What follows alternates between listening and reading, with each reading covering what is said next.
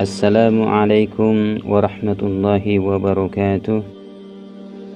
Alhamdulillahilladzi ja'ala syahra ramadana syahran mubarak wa farada as-siyama ala ibadihil mu'minin wa ja'alahu wasilatan lit-taqwa al-muhaqqaqatu li wilayatihi ta'ala li ibadihil mu'minin.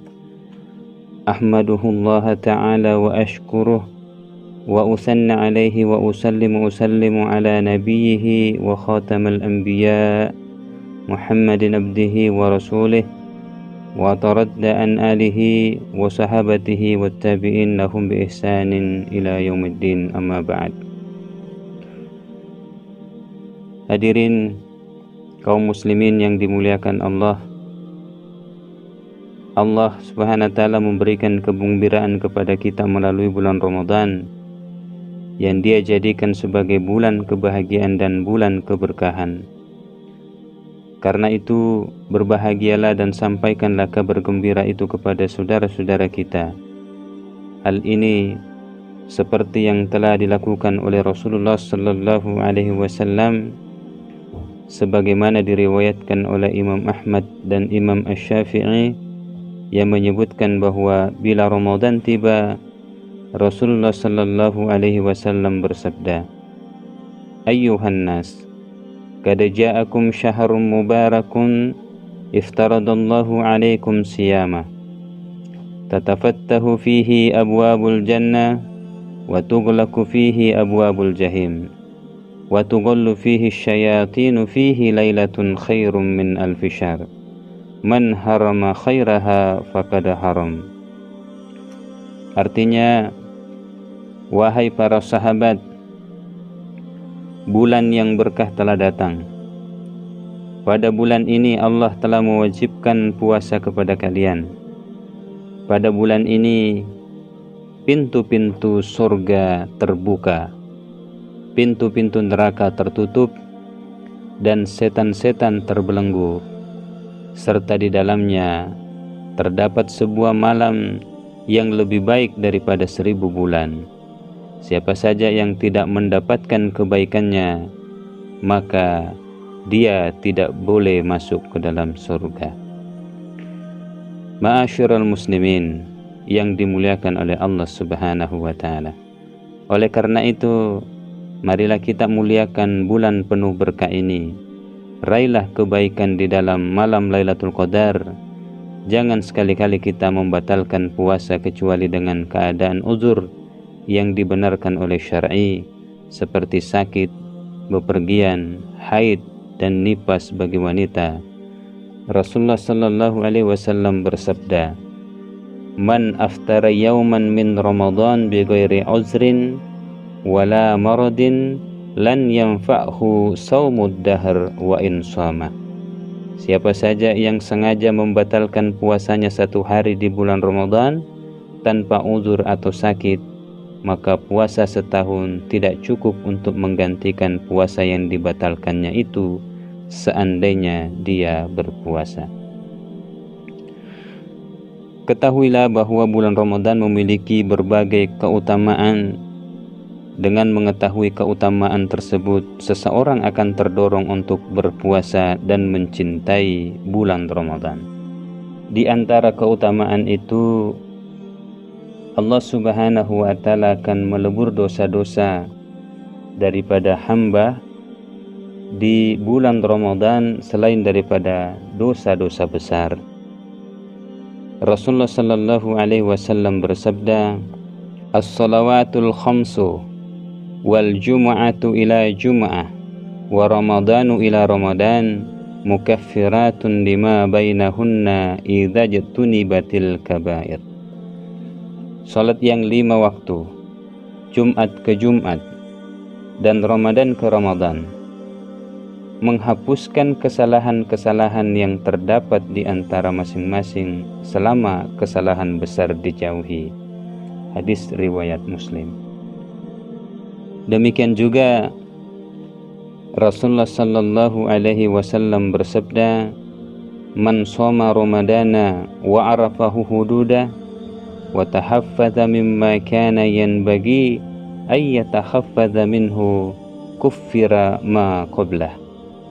Barang siapa yang berpuasa pada bulan Ramadan dan mengetahui batas-batasnya, dan ia menjaga diri dari segala apa yang patut dijaga, dihapuskanlah dosanya yang sebelumnya. Demikian juga bahwa bulan Ramadan ini Allah Subhanahu wa Ta'ala lipat gandakan pahala, yakni amalan sunnah seperti amalan wajib, sedangkan amalan wajib dilipat gandakan oleh Allah hingga 70 kali. Hadirin yang dimuliakan para pemirsa dan pendengar dimanapun Anda berada, di antara yang paling utama daripada bulan Ramadan yakni bulan diturunkannya Al-Quran. Allah Subhanahu wa Ta'ala berfirman, Syahru Ramadan alladhi unzila fihi al-Quran hudan linnasi wa bayyinatin minal huda wal furqan.